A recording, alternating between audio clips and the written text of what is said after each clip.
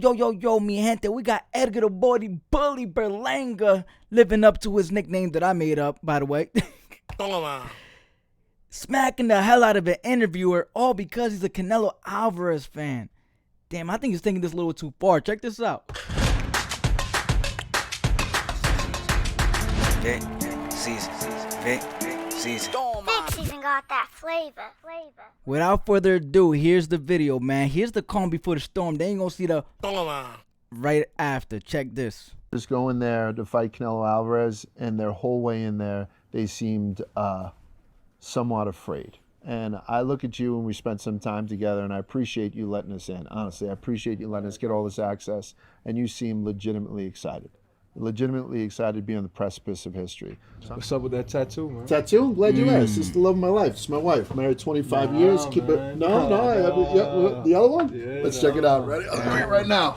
I don't know what it is. Like, I spent 25 years on Wall Street. I've done a lot of stuff with my life, but I'm starting to be known as the guy that got the Canelo tattoo. So I'm going to show you this, and you just tell me what you think of it, just purely from an artist perspective. It's about to get real. How we feel about it? Wepa! The fuck am I doing? I'm a 52-year-old father of three. I'm sitting here having Edgar Berlanga. I just said that the guy's got a cannon of a right arm, and I'm having him slap me on the back, and he thinks he's going to get away with it? Canelo, if you have a hair on your ass, you defend your number one fan against this guy on September 14th in T-Mobile Arena. Get in on that. They left that jaw. He left that jaw super duper. Let's rewind to that smack real quick, and I just want to elaborate on something. How we feel about it? Jesus Christ. The fuck am I doing? Oh, man, listen. It's all for shits and giggles till someone giggles and shits. You heard? It's all for shits and giggles until someone giggles and shits. You heard? But listen, man, back to my guy Edgar Berlanga, man. That interview is actually a real dope interview for Edgar Berlanga, in my opinion. I think that's a great interview. One thing, there's two things to this, right? You know, I always give perspectives. It's crazy because I'll be giving y'all two perspectives all the time just to play devil's advocate on the other side of things. You know, I got to give a wise view of things, you know, and what I mean by wise is what exactly it means, you know, seeing things from multiple perspectives, even outside of my personal ones, right? Now, when I do this, it seems like a lot of people's in the comments, you know what I'm saying? You guys mix up a lot of things when I say where I give you guys the certain perspectives. When I say one perspective, it doesn't mean that's me stating a fact.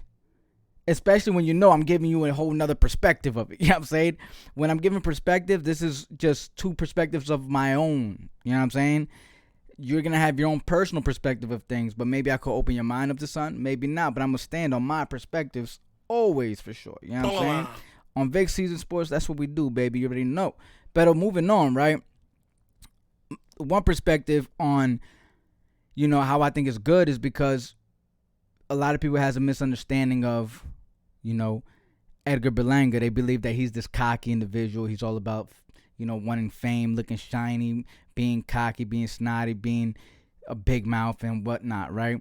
But then there's this other side of him that people don't know, and it shows in this interview where I feel like he's showing a more mature side, and not necessarily showing, because I feel like he's been mature, but just more, he's carrying himself in this interview more in a way where I guess people or the people of the masses at the moment would like to see him at. You know what I'm saying? I think people like to see people shining and have all this jewelry and all that after they already made it to their peak level. Right now, we can have Canelo Alvarez come in with a whole bunch of chains, and nobody will say nothing anyway. Nobody will be like, oh, he's mad cocky, he's mad. No, because he already made it to that peak level. It's nothing to question. I think people just like to question Edgar Berlanga a lot because I think people just naturally want to believe or had the assumptions that he's not where he thinks he is. You know, like where he at mentally and where he at in the physical world. You know what I'm saying? So they question like, oh, this guy got all this. He just wants to look the part. He's not necessarily the part. But I think in this interview it shows some diversity because you don't see him with so much. You don't see him with the chains all flash. You don't see him going crazy with it. You don't see him act cocky. You also don't see him being disrespectful in the video. He does say certain things, you know, that he's there to, you know, take out Canelo Alvarez. Well, that's his job. You know what I'm saying? But at least that's the good side of things from my perspective of this interview is, he's giving you guys another inside view of his life outside of what people think of him already. The bad thing is can this be, a time of place where maybe he's doing too much media when he should be really focusing on training? Because there's actually another one I have to cover too that I haven't yet that should be dropping soon. Maybe tonight. I'll be going back to back. That's why y'all love me, and I love y'all right back for it. You know what I'm saying? But my thing is, will someone like Edgar Berlanga be able to stay focused during this time of him doing all this media run?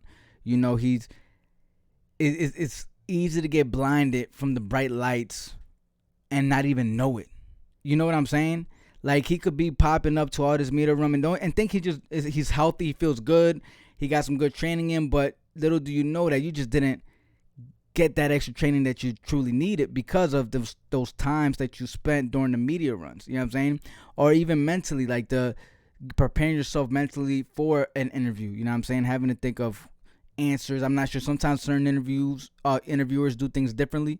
They'll let you know the questions ahead of time, and then the questions at least going to the interview, and you'll have to you're trying to re-script your effing answers sometimes. You know what I'm saying? Maybe that's a lot to think about instead of thinking about training. I'm just thinking of ways that could possibly be preventing him to have his very best performance.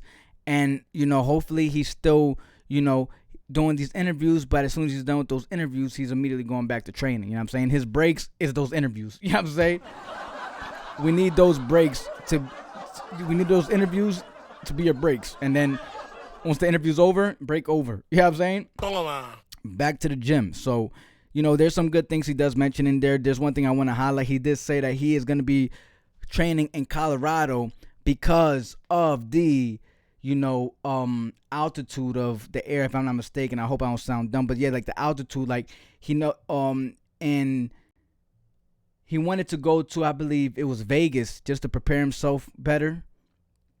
And then after he went, he researched it and he said, let me find out where Canelo's training.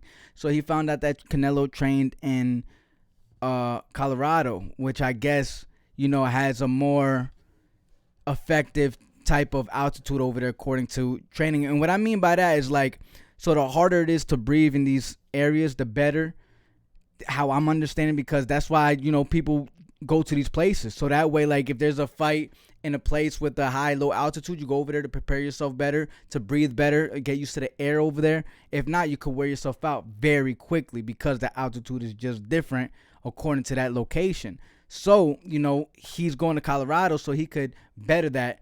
So when he gets to Vegas, his lungs are already used to that environment and he could perform at his very best. So at least we know we could count on some things when it comes to, Edgar Berlanga outside of him doing these media runs, because a lot of things we know is just him going to these interviews, but at least we get some inside look outside of the training stuff that I've been posting, but of, how serious is he taking this strategically? So that being said, Hold up. This is the universal favorite to fight fans from all nations. Thank you for tuning in to VIC SZN Sports, the #1 source for combat news and creation. Toma, huepa, chacho, pa que sepa, puñeta. Let me know your thoughts. Do you think that this is a good idea for Edgar Berlanga to continue doing, interviews during this time as much as he is, while he has a fight on September 14th with one of the biggest, if not the biggest superstar in boxing? You guys let me know in the comments. Before you do, though, don't hesitate to drop a little something in my cash app. Don't worry. Got to make sure to bless you with that cash back. While you at it, find the like button, smash that, subscribe to my channel, pass that, and don't forget to click the notification bell so you can bring that ass back. And that's that. Why? Because VIC SZN got that flavor. Toma! You already know what's up. I love y'all. We out. Peace.